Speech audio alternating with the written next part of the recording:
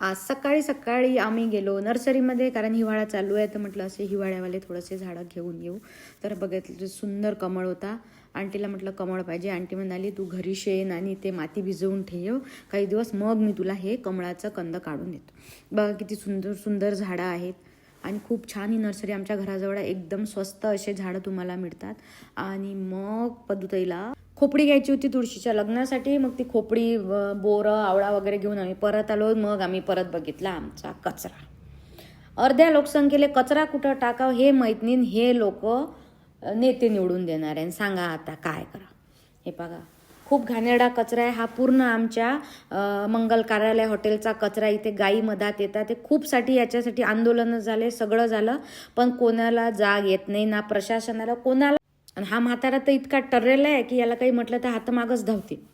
मग आलो आम्ही घरी आणि तुम्ही बघू शकता खूप छान हिरवं हिरवं झाड माझं. आणि मग आम्ही गेलो बिना बिशीचे बिशीमध्ये जेवायला. तर बिशी होती सुचिताच्या फार्म हाऊसमध्ये. तर बघा तुम्ही फार्म हाऊसमध्ये खूप छान पेरू वगैरे यांनी अशी चूल मांडली होती आणि कढी आणि खिचडीचा असा छान असा बेत होता. मग काय आम्ही रील वगैरे. हे आमची अक्का आहे आणि अक्का वीकडेलाच अवेलेबल असते, कारण जिजाजी विकेंडला घरी असल्यामुळे अक्का विकेंडला आमच्यासोबत कधीच नसते. तर अशी आहे आमची हे एव्हरग्रीन अक्का. आणि तिच्या गोष्टी तर ऐकण्यालायक आहे. आणि ही आहे दामिनी. हे जास्तीचंच काम करते. हिनं त्याच्यात लसणाच्या तशाच कळा टाकल्या बिना निसाच्या आणि त्यामुळे इकडे इतक्या उडाल्या की काही विचारू नका. म्हणजे ह्या बायकांना मिरच्याची गरजच नाही आहे, कारण ह्या स्वतः बायकाच एवढ्या तिखट आहे का काही विचारू नका.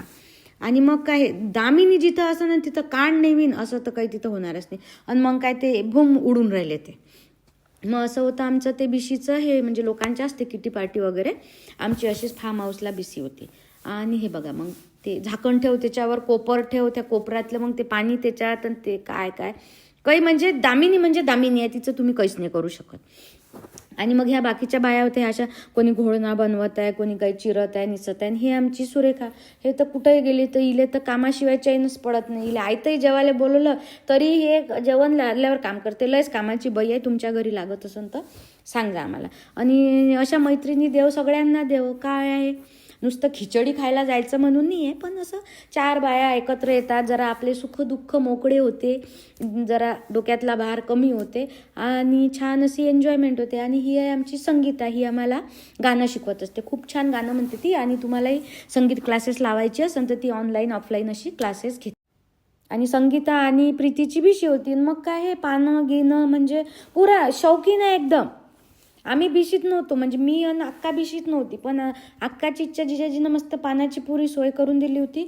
माझे इच्छे पानं होते ते बेलाचे. आणि मग काय मस्त पानं गिनं खाऊन असं मस्त मज्जा केली. हे पहा हे म्हणजे सुरेखा माया लयच लाड करते. लय म्हणजे लय. ते म्हणजे पाहिलं असेल तुम्ही, कधी पुरणपोळी खाऊ घालन, कधी पोळी खाऊ घालन. म्हणजे मी लयच लकी आहे का या मैत्रिणी मला भेटल्या. अजून आहे 2-3 त्या जरा अब्सेंट आहे, बिझी आहे. तर असा होता मग आजचा दिवस.